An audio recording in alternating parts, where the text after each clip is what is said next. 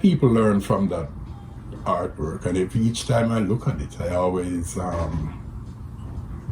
remember doing it with joy and a dutiful determination to serve the truth this way.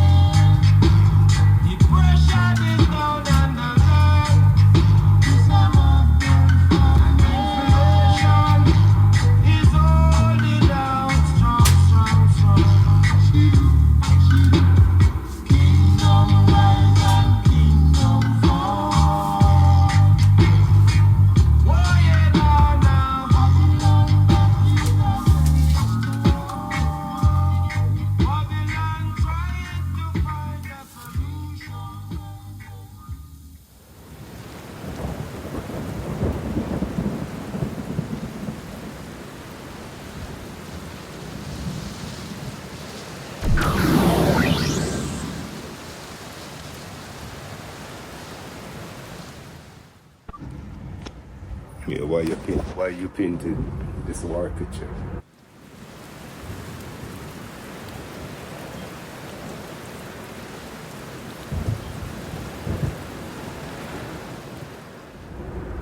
Well, it was back in the 1990s, when Saddam Hussein invaded Kuwait. At that time it was President George Bush Sr. who was in power. And the action of Saddam Hussein caused everybody to be talking about the League of Nations. And I saw the United States President on a TV interview making his case to go to war against Saddam Hussein. He invoked the League of Nations. And I saw him when you were saying that how much years ago the League of Nations betrayed a small nation and the world paid dearly.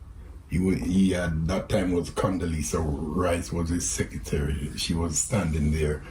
And when he said the world paid dearly, I noticed his body language, and he clenched his fist. And he knew, he's speaking from experience, because he was, I think he was a Marine pilot or an Air Force pilot fighting the Japanese in the Second World War. So he knew, he has experience of that conflict and how it affected the world. But when he said that the world paid dearly, I thought, yes, somebody gonna finally show you why the world paid dearly, and show His Majesty who the world had, the League had betrayed. And when he didn't do that, and the news conference ended, I felt disappointed, and I said to myself, okay, I'm gonna tell the story myself. So the next weekend, because I was working still, I went down to the art store. I wanted a yard of canvas. Fortunately, the last part of the canvas was 1.5 yards, and the man gave me the extra half a yard for the same price as a yard of canvas. And I bought the canvas and all the paints that I needed, And I already had the material from studying the Second World War. I had photographs of who, where, and what was happening. And I came and I stretched it out, put it on the wall, and I began to paint. And the first part I painted was Ethiopia on the rock, with His Majesty defending it. And then I painted the other parts of all who were involved. And I actually felt better. It took me 6 years to paint it. I used to come home from work, and after about an hour rest, I used to hit the canvas and add in everything there until I felt it was complete. It tells the history of why the world paid dearly. Not to cite anything against the president, but for people who have experience of that war, especially now that we see how they're portraying the Second World War with a lot of AI imagery, and it's totally incorrect. They never tell you how it starts. They didn't come as close as President George Bush Sr. in identifying the cause of the League of Nations. They never come close to that, So a lot of people learn from that artwork, and if each time I look at it, I always remember doing it with joy and a dutiful determination to serve the truth this way of a war that they made against the Lion of Judah.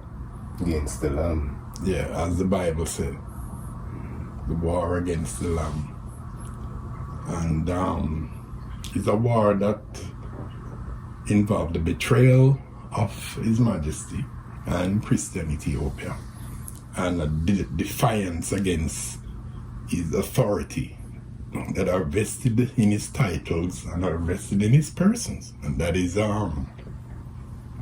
these titles, even though he has a lot of the titles we see in the Bible, but it identifies 3 of them from the book of Enoch, in Deuteronomy, and in our prior books.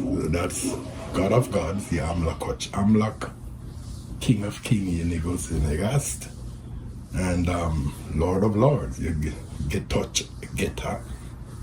These 3 titles we see in Revelation 19. So that is what the defiance why they betrayed the king at the League. And it's important for us because without His Majesty's participation there, and eventually his words and action caused the League to collapse. And I will repeat that again. It caused the League to collapse. Betrayal, when you put your signature on a document that is supposed to forward peace and harmony in the world, when you put your signature to that and you betray it, it's going to collapse. It will collapse. It will never stand. So this is how these things started. And our picture stand firm against all the AI generated stuff. The history of the war is real. And then His Majesty had said it is our war, which makes it our war. Rastafari.